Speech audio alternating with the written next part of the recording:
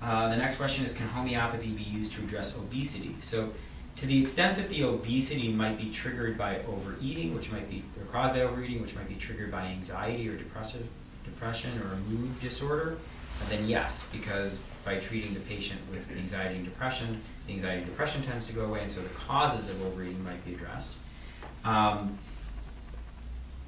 Or there could be an underlying, just the depression could be keeping them from exercising, lack of motivation. So in some ways, indirectly, the homeopathy can help.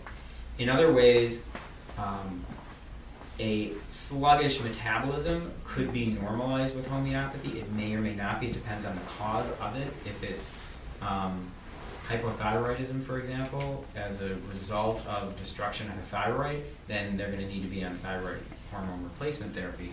But there are times when there's like a subclinical or not really a disease process going on, but just a slower than optimal metabolism. And it's not like we don't give homeopathic speed to rev up the metabolism, but in normalizing the body's state of health and normalize the body's function, the metabolic levels, we would expect them to normalize, not be too high or too low. And where I would say not even normalized, but optimized given that person's unique set of health circumstances. So it could play a role. It could definitely play a role. And those were all the questions and issues from last time. Does anyone have any other questions on anything we went over last time or on homeopathy in general? Okay, so I want to go through, just by a show of hands, who attempted to do the 3 cases from last time? Okay, and so what we'll do is we'll hold off on the 3 cases until next month. So just keep working on them, and you can write down, or we can talk. You can write down your answers, and I'll let you know. You can email me, by the way, as you're working on the cases. Just email me the case number and the remedy you think it is, and I'll email you back and let you know yes or no. So you keep working on it. If you don't get it right, and I'll let you know tonight. And so I want to go into, and how many people have seen all of the videos? Or, yeah? Okay. Some, did you go back and watch any? I watched one. And how many? Yeah, I would. Not all, a little bit. I was just trying to fit it in between this and Yeah. that. You really need to dedicate time to it. Yeah. Sure. Okay. So would you guys prefer that I kind of review stuff from that are contained in those, or should we move forward and? I think you should ask your good students who've done their work, and if they could bear going through it again. What would you? Well, quite like you did it. So would you like a review on that, or do you feel? I don't mind a review at all. Mm-hmm. This is so new. Yeah. It's good for me to hear things Mm-hmm. repetitively. So. Okay. And for you guys, would it be beneficial, since you haven't seen them anyway, to catch up to that, get up to that point, or? Yeah, I mean it would be, and I will go and look at them. Okay, so this will be, so I'm going to go through the 5 steps of practicing homeopathy. So this is going to lay a foundation for basically when you're using these reference books now and attempting to try to solve some cases and prescribe for yourself or your family. You'll have a little more of a, I'm going to try to hit the highlights on what you should do. Okay? So the 5 steps, this is in the outline Roman numeral 3. This is the 5 steps of practicing homeopathy. So the first is case taking. So you have to take the history, ask questions, get the information. The second step is case analysis. So now that you've gotten the information, how do you determine which information is the most important, prioritizing the importance of the information? And once you've done that, you prioritize the information, you do a repertorization where you plug all those symptoms into a repertory, or you start looking through your books and trying to figure it out. And then eventually you prescribe, hopefully, the simillimum, which means the remedy that fits most similarly the symptoms of the patient. So the symptoms of the patient fit the symptoms or the characteristics of the remedy. And then the next step is to administer the remedy. So you have to kind of determine what potency and how often to take it and those kinds of things. And then the last step is the follow-up and the case management. So after the patient's taken the remedy, what happened? Did they get better? Did they get worse? Is this the right remedy? Is it not the right remedy? Do you need to try something else? Okay. So in terms of case taking, under letter F there in the outline, did I talk about these little letters next to next to case taking? It says E24, C27. So E refers to Everybody's Guide to Homeopathy, and C refers to Castro's book. Oh. Okay. So these are the page numbers where you'll find some of this information you can refer to.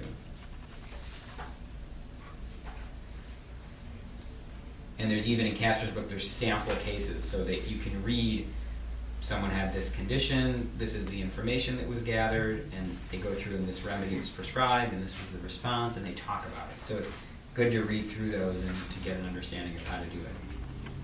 So it's best if you start kind of studying and kind of getting familiar with this stuff before you're ready to actually prescribe.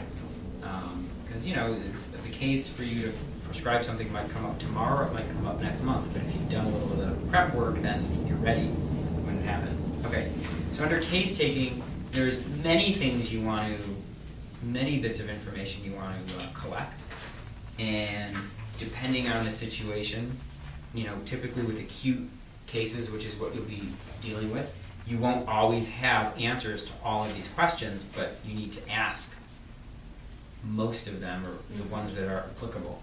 So first of all, a contributing cause. So what caused the problem? With acute problems, oftentimes you can identify someone fell, someone burned themselves, someone hit their head, they lifted something improperly.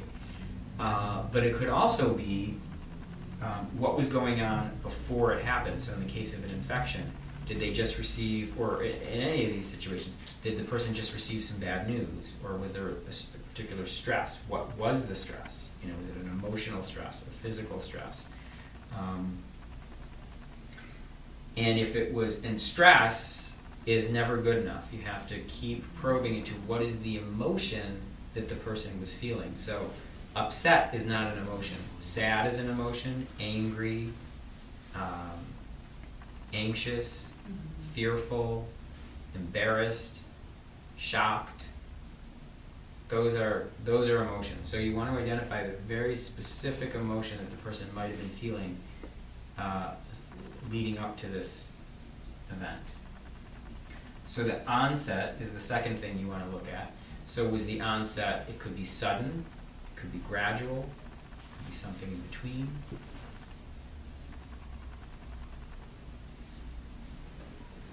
It could be the actual nature of the symptoms could be kind of spiking up and down, or they could be gradually increasing. So there's a lot of it could be coming and going. There could be little episodes of it. It could be coming and going and coming and going. So if it's coming and going and a little episodic like that, how long does it take to? How long is it there? How long is it not there? All these little details. Okay, so when we're talking about characterization of symptoms, we want to know: is it pain? Is it something else? If it's pain, there's all kinds of different pain. Pain could be achy or sharp or stabbing or pulsating or throbbing. It could feel warm, it could feel cold, numbness, tingling, pins and needles, all those kinds of things. So you want to get as specific as you can. What does it feel like? And exactly where does it feel? So the next one, number 4 there, location. Exactly where? On what side of the body? What part of the body? If it's like around the mouth, is it the lower lip, the upper lip, the corner, the side, the middle? As specific as you can. And then number 5, what are you observing right now? So ideally the patient's in front of you. What do you see? Just everything. Is the person lying there quiet? Are they restless? Are they running around? Are they Do they look pale? Do they look red? Everything that you see, you smell, you feel, and you hear. So you want to use all your senses and try to get a sense of the whole picture. Is there an expression on their face? Do they look frightened or look sad or look tired or any of those things? Okay. And then the other thing to consider are what we call modalities. In other words, all the factors that would make the main symptom better or worse. Now keep in mind, with a patient with an acute disease, there may be several symptoms. So if someone has a cold or flu, there could be sore throat, cough, runny nose. So you want to figure out which symptom is the most intense. And if one's kind of mild and it's been getting better every day and now it's almost gone, you want to get the information there because it might give you some information, but you're not going to focus as strongly on that as the symptoms that are really intense. In any case, so we're looking at modalities, things that'll make it better or worse. So time is a big factor. Time of day, time of night, and specifically as close to the hour as you can get it. So they start feeling worse every day in the afternoon. Is it 2 o'clock, 3 o'clock, and then for how long? Do they start feeling better around 5 or 6, or do they just feel worse the rest of the day? So those time periods, you want to be as specific as possible. Those are very, very useful. Temperature could be a factor that might make it better. If they're inside versus outside, if it's warm or cold or a draft or humid or any of those factors. Weather is a factor, so is it worse before rain or during rain, or is a storm different than just rain in terms of the symptoms? Bathing, does hot bathing or cool bathing make it better or worse? Resting, does that make it better or worse? During the rest or after the rest? So they might feel better while they're resting or sitting, but then as soon as they get up to move it hurts, or maybe after resting, they feel so much better from the rest that when they get up, it feels okay to get up. It's not until after they've been moving for a while does it start to hurt. Which brings us to motion. So does motion hurt? Does all motion hurt? Or does just the act of getting up out of the chair or getting up out of the bed in the morning hurt and then it gets better as they go? Or does it keep getting worse as they go? Or is gentle motion better but vigorous exercise is worse? All of these factors. Position, so it's not just good enough to ask about lying, but is it lying on the left side or the right side or the stomach or the back or on a soft surface or on a hard surface or any of those things. Posture, so sitting, standing, walking, activities, other types of things, bending, lifting, anything else you can think of. Yeah, question? Do you have a form that has all of this on it that you check off when you do? I don't, but I started out with something, similar, and sometimes I'll refer to it. But it would be good to just have this list, and I'm sure in the books there's lists of things too, to just have a list and just check them off so that you know. I'll ask, and the reason is, depending on the condition, I'll ask different things. So in the case of fever, you always want to ask about we'll talk about that in a minute. So there's certain questions in the case of fever and acute infection that you always would ask that you wouldn't necessarily ask in the case of like a depressive episode, for example. Okay. Question?